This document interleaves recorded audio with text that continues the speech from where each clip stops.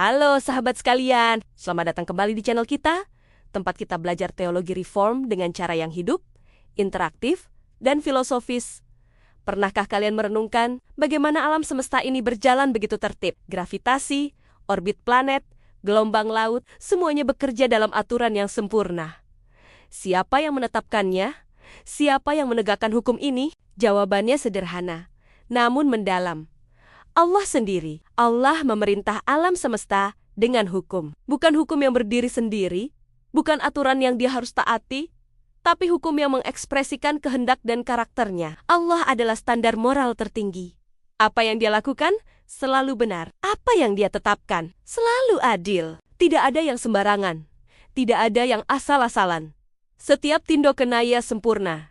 Karena karakternya sempurna. Sekarang, mari kita renungkan diri kita sendiri. Kita, sebagai ciptaan Allah, juga dituntut untuk hidup sesuai dengan hukumnya. Bukan hukum manusia, bukan hukum versi kita sendiri, tapi hukum moral Allah. Ini penting. Dosa adalah ketidaktaatan terhadap hukum Allah. Setiap kali kita menolak standar Allah, kita melanggar hukum tertinggi yang mencerminkan karakternya. Beberapa hukum Allah bersifat kekal dan transkultural, merefleksikan hubungan manusia dengan Tuhan yang tidak berubah.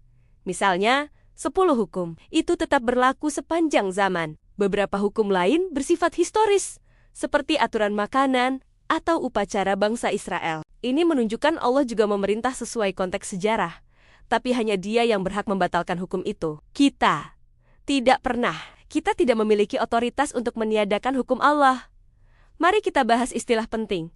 Otonomi autonomos, hidup menurut hukum sendiri. Sayangnya, manusia tidak bisa hidup otonom, heteronomos, hidup di bawah hukum lain. Manusia secara moral adalah heteronom. Kita tunduk pada hukum Allah.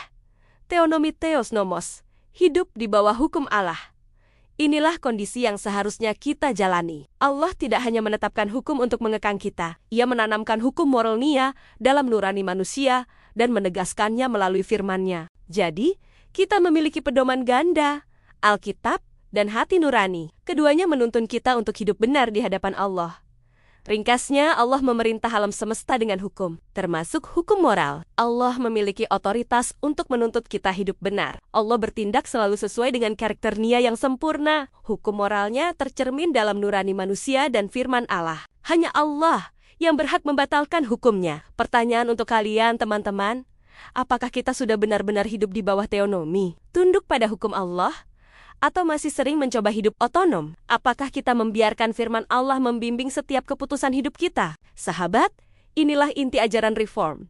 Allah adalah otoritas tertinggi, dan hukum Nia adalah standar hidup kita. Tidak ada kompromi, tidak ada alternatif. Keselamatan, hidup yang benar, dan damai sejati hanya ditemukan ketika kita hidup di bawah hukum Allah. Sepenuhnya, sepenuh hati. Sekarang giliran kalian. Bagaimana kalian bisa menerapkan hukum Allah dalam kehidupan sehari-hari? Tulis komentar kalian di bawah ya. Jangan lupa like dan subscribe channel ini, supaya kita bisa terus belajar teologi reform bersama dan hidup sesuai firman Allah yang hidup dan sempurna. Sampai jumpa di video berikutnya.